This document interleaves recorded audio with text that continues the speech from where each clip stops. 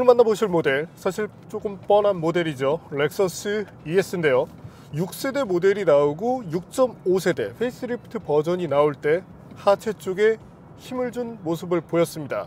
그리고 7세대로 오면서 플랫폼을 비롯한 여러 가지 것들을 바꾸면서 달라진 ES의 매력을 뽐냈는데요. 하지만 이번 모델에 주목할 부분이 있다면 한 번 더 셰시에 힘을 줬다는 점이죠. 저희가 얼마 전에 동급 모델을 모아놓고 테스트를 했을 때 가장 놀라움을 선사했던 것 역시 렉서스 ES인데요. 정희철 선수는 이렇게 얘기했었죠. 지금 경쟁 모델들 중에 가장 서스펜션 튜닝이 잘 되어 있는 것 같아요. 그래서 관심을 두지 않았던 ES를 제대로 한번 타보기로 했습니다. 7세대 렉서스 ES 페이스리프트 버전, 과연 어떤 매력을 보여주는지 잠시 함께 느껴보시겠습니다.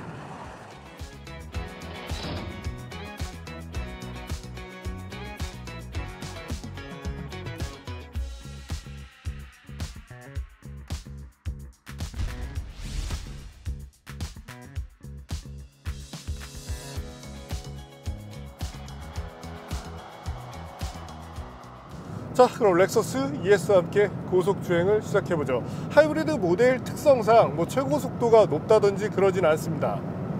벌써 최고 속도 영역에 들어갔는데 이때의 최고 속도가 지금 시속 188km 정도 되네요.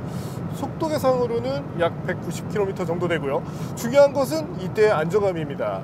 자, 일본 브랜드들이 2010년 이후부터 많이 좋아지기 시작했어요. 특히 토요타 같은 경우는 LFA라는 슈퍼카를 개발한 이후 이 안정감 부분을 상당히 잘 해내고 있는데, 우리가 쉽게 접할 수 있는, 그리고 컴포트 중심 모델, 여기서도 이 정도의 안정감이 나온다는 것이 사실은 놀랍습니다. 렉서스 ES 서스펜션이 과거와 많이 다릅니다. 예전 렉서스 어땠나요? 그냥 물렁물렁하기만 했었어요. 그러다 6.5세대 6세대 페이스리프트 모델부터 안정감을 잡아나가기 시작했습니다. 하지만 그때는 조금 더 하드한 느낌이 강해서 승차감과 하드함 이 사이에서 조율하는 방법에 대한 노하우가 약간은 부족하다는 느낌이 있었는데, 7세대 오면서는 또 약간 좀 유순해졌죠. 하면 지금은 그 절충선을 잘 잡아내고 있습니다. 그래서 성능, 승차감 두 가지를 다 양립시키고 있는데, 승차감을 놓고 본다면 유럽차 쪽에 조금 더 가깝습니다.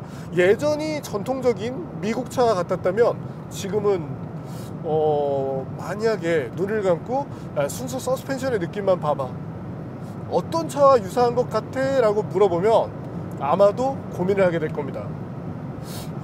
이거 유럽차인데? 약간 전륜구동형 아우디 느낌? 아니면 BMW? 벤츠는 요즘에 이것보다는 하드해요.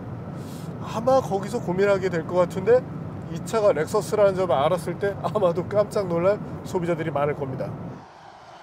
최근에 저희가 탔었던 라브4 같은 경우도 셰시 부분 굉장히 세팅을 잘했거든요.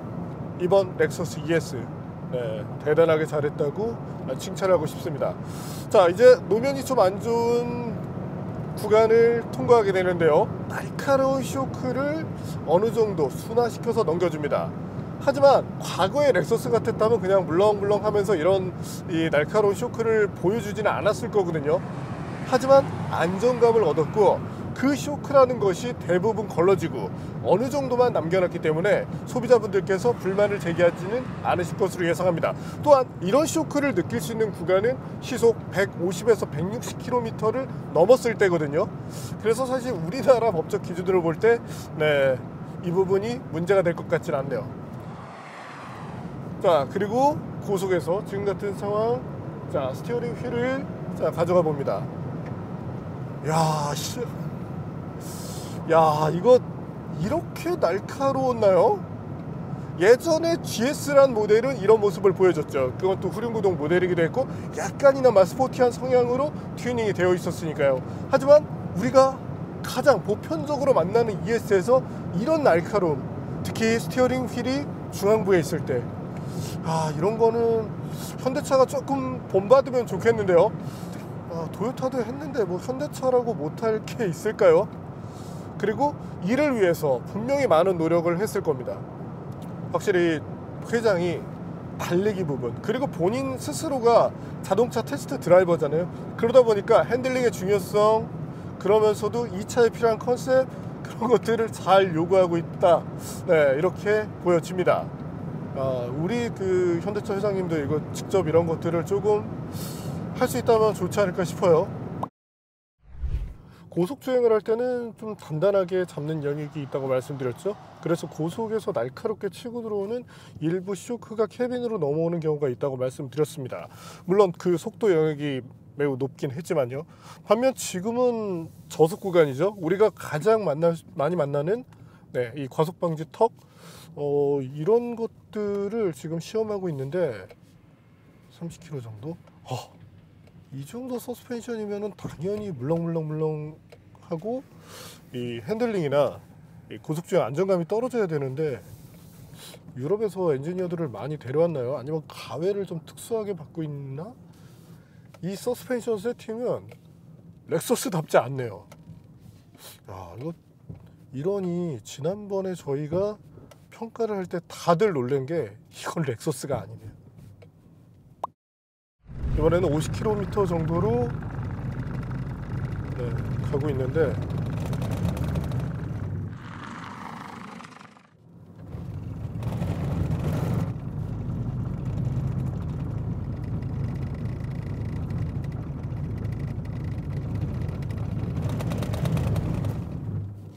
야, 이거는 저기 후배 기자들도 좀 경험을 시켜주고 싶네요. 일단 지금 여기 현장에 있는 PD 중에서 막내 PD 한번 태워볼까요? 리액션이 제일 좋죠? 막내 PD에게 이거 굴곡로를 경험시켜주고 있습니다. 어때? 이노면 이승차감이 나와? 저 속도 좀 더 올라갔네 아까보다. 진짜 대단하지 않냐? 이 움직이는 게 그냥 놓으면 좀 안 좋네 그런 느낌이지. 그래서 지금 내가 멘트를 하면서도 이거를 나 혼자 느끼고서 설명하기가 힘들 것 같아서 한번 타봐라 라고 지금 얘기를 한 건데, 그치? 자, 이번에는 렉서스 ES 기본적인 성능을 보겠습니다. 현재 이 코스에서 F 스포트 버전을 타면서 핸들링 퍼포먼스에 매우 놀랐던 바 있는데요. 스토카 챔피언 출신 우리 정희철 드라이버도 현재 이 ES 여기다 많은 점수를 줬었습니다. 자, 그러면 렉서스 ES 파워트레인 특징을 볼까요? D4S라 불리는 엔진은 2.5L 배기량을 갖습니다. 엔진의 순수 출력은 178마력인데요. 모터가 시너지를 내주는데 이를 통한 시스템 총 출력이 218마력입니다. 여기에 무단 변속기인 ECVT를 물렸죠. 이를 통해 변속 효율을 개선하죠. 변속기에 충격이 발생하지 않아 승차감을 높이는 데도 이점이 있습니다. 가속을 할 때 RPM이 상승된 상태에서 유지되는 타입인데 아무래도 이때 이질감은 조금 있고요. 이런 파워트레인을 쓰는 이유가 뭘까요? 연비 때문이죠. 공인연비를 볼까요? 도심과 고속도로 동일한 수준이죠. 저희가 고속도로에서 시험한 결과 리터당 25km까지도 달릴 수가 있었습니다. 여러분들이 일상에서 운영한다면 대략 리터당 18에서 20km 정도를 달릴 수 있다고 보면 됩니다. 참고로 배터리에 대한 걱정하시는 분들도 계신데요. 모든 기계가 그렇듯 에러율도 존재합니다. 만약 배터리에 문제가 있다면 수리비가 많이 드는 것은 사실인데요. 하지만 일부 주장처럼 작은 용량의 배터리를 자주 충방전해서 썼기 때문에 문제가 나오는 경우는 많지 않습니다. 전 세계에 팔린 프리우스, 렉서스 하이브리드가 몇 대인데요. 즉 여러분들께서 운영을 하시는 동안 문제가 될 가능성은 거의 없다고 보셔도 무방합니다. VSC를 오프시킨 상황인데요. 예전에 이 렉서스 모델들은 자세 제어 장치를 완벽하게 끌 수 없었습니다. 그래서 꺼놓더라도 중간중간에 개입을 하는 그런 이슈가 있었거든요. 그리고 대략 한 15년 전 이때는 자세 제어 장치가 꺼지지는 않는데 계속 차를 타다 보면 시스템이 페일되면서 꺼지는 그런 경우가 있었습니다. 뭐 국산 소나타 같은 경우도 YF 때 그런 특징들이 있었는데 이제는 렉서스도 이런 자세 조장치를 끌 수 있게 한다. 이건 상당히 시사하는 바가 커요. 컴포트를 지향하는 모델이지만 이 운전자가 요구했을 때 그 제어 통제권을 넘겨주겠다. 이런 의지를 보여줘서 좋네요. 뭐 사실 이 차를 타는 그 소비자분들께는 중요하지 않은 영역이지만 이 제조사의 이 어떤 지향점 변화를 뚜렷하게 보여주는 대목입니다. 기본적으로는 약간 언더스티어 특성을 갖고 있어요. 그리고 타이어 자체가 롱 마일리지 타이어죠. EL440이라는 모델인데 렉서스 LS를 통해서 국내 시장에는 첫 선을 보인 바 있습니다. 미국 시장에서는 사실 뭐 이렇게 핸들링 이런 것보다는 직선 주행, 그리고 더 많은 거리를 달려야 하는 만큼 이제 이와 같은 타이어가 조금 더 각광받는데 좀 아깝긴 하네요. 왜냐면 이 다른 타이어를 꼈다면 현재 이 ES가 갖고 있는 퍼포먼스가 조금 더 뚜렷하게 보일 테니까요. 브리지톤이라면 그 마이바흐에서 쓰고 있는 T005, 뭐 T005A 이런 것 정도만 써줘도 대단한 성능이 나올 것 같은데요. 어쨌든 이 미세한 조향에도 차가 예민하게 반응한다. 이게 예전에는 정말 있을 수 없는 일인데 대단히 놀랍습니다. 잠깐 스포트 모드로 바꿔볼까요?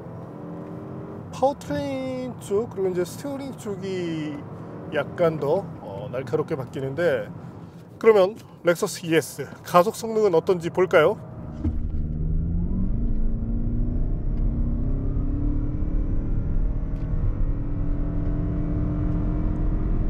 기존 모델은 8.24초를 끊었는데 이번에는 8.31초로 늘어났죠. 하지만 0.1초 미만의 차이는 편차 정도로 보면 됩니다. 이 성능을 다른 차와 비교하면 어떨까요? ES300H와 유사한 가속 성능을 가진 차로는 2018년형 폭스바겐 아테온 TDI가 있었습니다. 8세대 골프 TDI도 유사한 성능을 냈죠. 즉 2리터 디젤 엔진을 장착한 모델들과 유사한 성능을 내고 있다고 보면 됩니다. 전기차로는 벤츠의 EQA 250 정도가 있고요.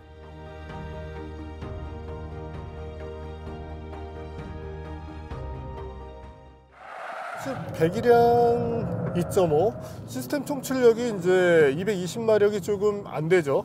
그런 점들을 감안해서 본다면 마일리지를 노리는, 그러니까 연비를 노리는 모델로서는 수긍할 만한 수준이라고 말씀드리고 싶습니다.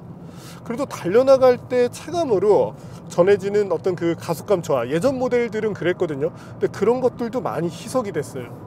확실히 이제 차 만드는 노하우가 조금 더 생긴 것을 보여주는 예가 되겠죠. 자, 그러면 저 주행하면서 지금 마음에 드는 것들이 많거든요. 그러면 마음에 들지 않는 건 없느냐? 당연히 있습니다. 자, 일단 인테리어를 볼까요? 실내도 동일합니다. 가장 큰 차이점은 인포테인먼트 모니터에 있는데요. 과거에는 이런 식으로 안쪽에 있었는데 페이스리프트를 통해 앞으로 이동했습니다. 드디어 터치를 지원하고요. 하지만 스와이프 등은 지원하지 않습니다. CD 플레이어도 있습니다. 아직도 CD라는 매체의 사용성을 높이 본다는 것이죠. 컬렉터분들에게 긍정적인 평가를 받을 수 있는 부분입니다. 하지만 후방 카메라 화질은 좋지 않죠? 그래도 360도 어라운드 뷰 모니터 기능이 추가됐습니다. 소재 활용은 매우 잘했죠? 가죽, 원목, 금속 등을 적절히 잘 썼고 각 소재들의 질감도 우수합니다. 플라스틱 마감도 신경 썼고 각 버튼과 다이얼의 조작감도 좋습니다. 측면과 후면에 선쉐이드를 달았고 센터 암레스트에서 몇몇 기능을 조작할 수 있도록 했습니다. 그러나 뒷좌석 폴딩은 여전히 안됩니다. 트렁크 공간을 볼까요?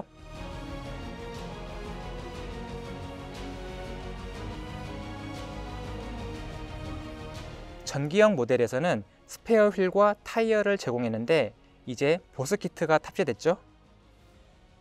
에이다스 기능도 강화됐습니다.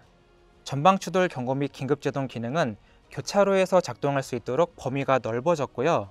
긴급 조향 어시스트 기능도 추가됐습니다. 성능은 업계 기준 중간 정도고요.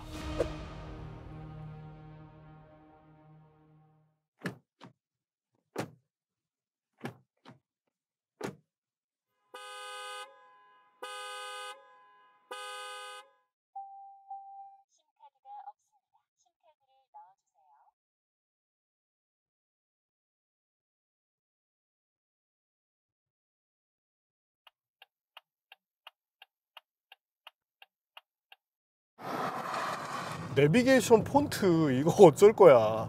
그리고 후방 카메라는 이거 좀 심하지 않나요? 물론 없는 것보다 있는 게 낫긴 합니다. 하지만 소비자들의 눈높이도 생각해 줘야겠죠.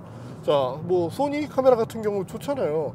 자국 안에도 그렇게 좋은 것들이 많이 있는데 굳이 어디서 이걸 구해왔는지 분명히 아쉬운 부분이에요.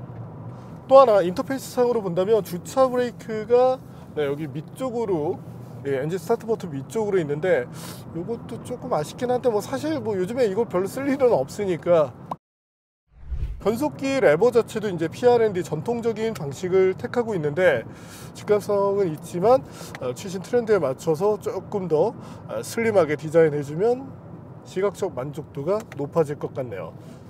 그 밖에는 뭐 예전에는 사실 ES를 타면서 별로 쓸 필요가 없었지만 패드를 지금은 이제 자주 쓰게 되거든요. 차가 성능으로 버텨주니까요. 근데 이 패들이 조금은 이 질감적인 면에서 장난감스러운 느낌이 있습니다. 쉽게 말해서 이제 플라스틱 질감을 좀 보여준다는 점인데 타사처럼 이걸 금속으로 바꿔준다면 약간 더 고급스러운 느낌이 나겠죠. 물론 이 차의 소비자분들의 99.9%는 이 레버를 당기지 않을 겁니다. 패드를 당기지 않는다는 얘기죠.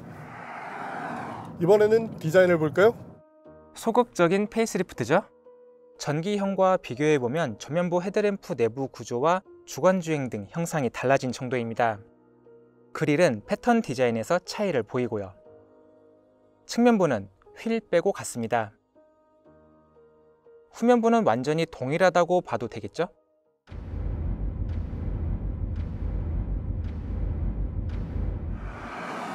렉서스 디자인의 특징이 있어요. 사진으로 보면 매우 과합니다. 특히 스핀들 그릴이 좀 그런 느낌이 있는데 막상 실물을 보고 나면 사진보다는 나은 느낌을 보여주는 것이 렉서스 모델들의 특징입니다. 다른 건 몰라도 승차감, 주행 안전성 이 부분에 특화가 매우 마음에 드네요. 자, 그렇다면 제동 성능을 볼까요?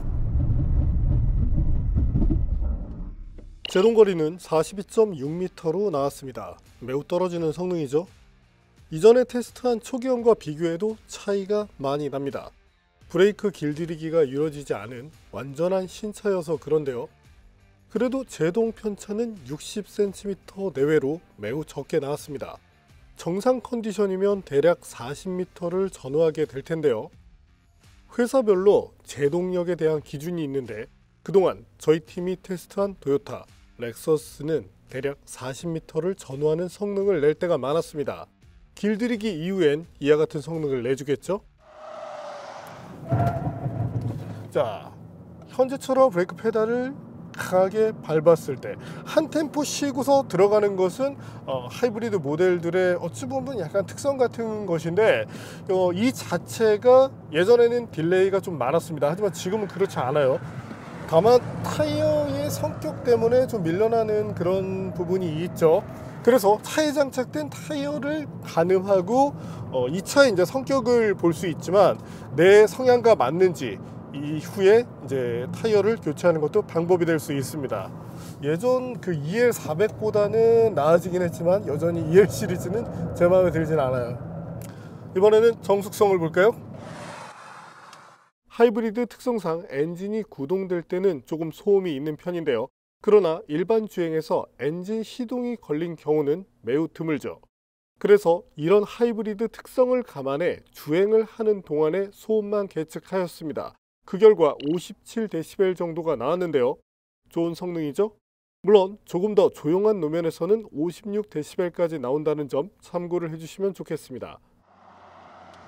수치보다 체감적인 만족도가 높은 것이 ES입니다. 그리고 뭐 엔진이 구동되는 환경, 여기서는 사실 소음을 저희가 측정하기 힘들거든요. 근데 저속으로 다닐 때는 거의 소음이 없기 때문에 전기차 정도의 이점, 그리고 나머지 것들, 나머지 이제 MVH에 대한 이점을 취할 수 있는 것이 현재 ES 하이브리드다, 이렇게 봐주시면 되겠습니다. 지금 실제 속도 100km를 좀 넘어섰어요. 103. 타이어 쪽에서 횡으로 미끄러지는 느낌이 있지만 이 VDC 자체는 개입을 잘 하고 있네요. 다시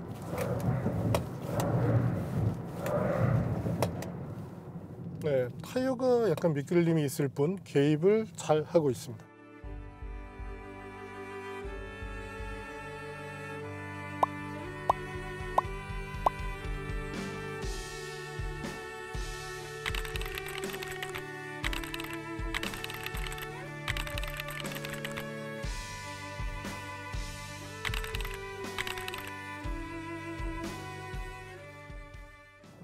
오늘 만난 렉서스 ES.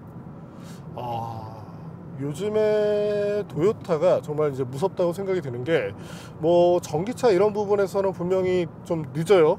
하지만 아직까지의 시장의 마켓시어는 내연기관 쪽에 조금 더 많이 포커싱이 되어 있습니다. 근데 여기서 중요한 것이 이후에 모두 전기차로 넘어갔을 때 그때 기술력을 논할 수 있는 부분, 이건 이제 셰시 싸움이 됩니다. 근데 지금 하는 걸 보면 예전 일본 차와 국산 차는 갭이 생각보다 좁았거든요. 근데 지금은 세대가 한 세대 이상으로 다시 벌어져 버렸어요. 그러니까 여러 차를 개발하면서 쌓은 노하우, 그런 것들은 뭐 확실히 부럽다라고 얘기를 하고 싶네요. 네, 오늘은 예전 같지 않은 주행 질감, 정말 마음에 드는 이런 짱짱한 주행 성능을 보여준 렉서스 ES를 만나봤습니다. 아니, ES를 타면서 주행 성능 좋아졌다고 얘기하는 게, 이게 6.5세대 때 서스펜션 변화 있을 때 그때 이제 좀 많이 느꼈었는데, 이번 거는 이게 도요타 실력일까? 놀랍네요.